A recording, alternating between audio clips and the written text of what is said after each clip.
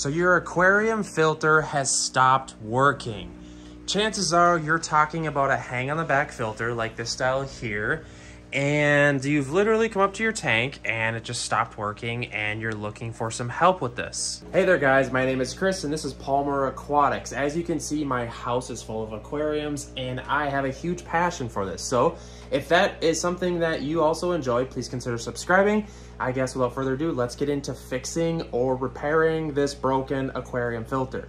So we're gonna go through some steps that you can troubleshoot your aquarium filter to figure out what is going on, because I've been through this a dozen times over and over and I think I can help you guys. So chances are you just came up to your aquarium filter like this here. This is a Tidal, Seachem Tidal, and it's not working. The first thing you wanna do is to make sure there's not something screwed up with your plug-in. You know, here's a filter over here. This is an Aqua Clear. This is a hang on the back filter. And a lot of times what happens is sometimes your power strip, something funky happened with your power strip, or maybe like the cats walked, you have a cat or a dog and it walked by like the plug in there. What you want to do is you want to make sure it's plugged in and you have a power source. I know what you're thinking. This probably sounds stupid. You're like, of course, Chris, this is plugged in. But what I always do is I plug something else in to test it. You know, is your aquarium heater on the same power strip as the filter? Is the heater working? What I'm trying to say is make sure you have power going to the filter itself. And the second thing we're gonna do here with your aquarium filter is chances are you have an intake tube on your aquarium filter. And I understand that a lot of the hang on the back filters look different. You know, this Seachem Tidal over here, it's totally designed differently than like 80% of all the filters before its time.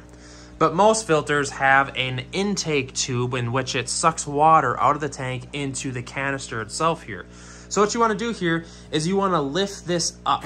And a lot of times, like what you want to do is kind of lift it up and move it around and resituate it. Here, I'll show you on this Aqua Clear, because if you guys watch this, if I lift up this intake tube, everything kind of stops working.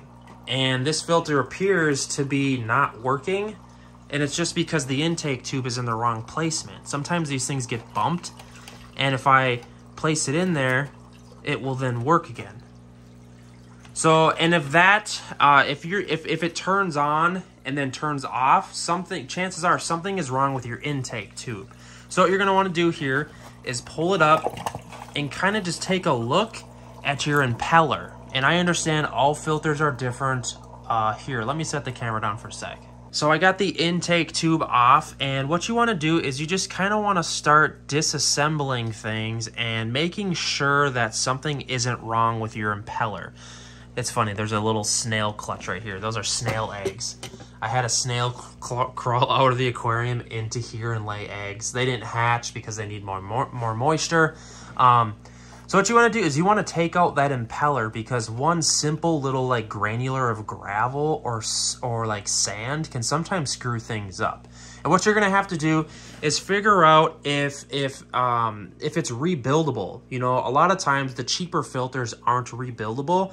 This is an Aqua Clear brand, which is made by Fluval, so everything on these filters is rebuildable, luckily. But a lot of some of like the cheaper ones you get at Walmart, or like the Aqueons, those things are just pure crap, and honestly, a lot of them aren't even like worth rebuilding because they're just so cheap. So that's literally, let me see if I can get this back together here. And then a lot of times you get it back together and, that doesn't like that. Push that down. The seating of this stuff is really weird, so you gotta have it just literally perfect. And sometimes what people do is they'll put like Vaseline on the impeller, and or like some sort of like aquarium safe lubricant on there, and sometimes that helps as well. Let's see if I can plug this back in here. Okay, so plug your filter back in and see if you can hear the pump. If you can't hear the pump or the impeller working, your motor could be out as well. This one has an auxiliary motor, and a lot of the filters, this one's just gonna rebuild. God, there's cat hair everywhere.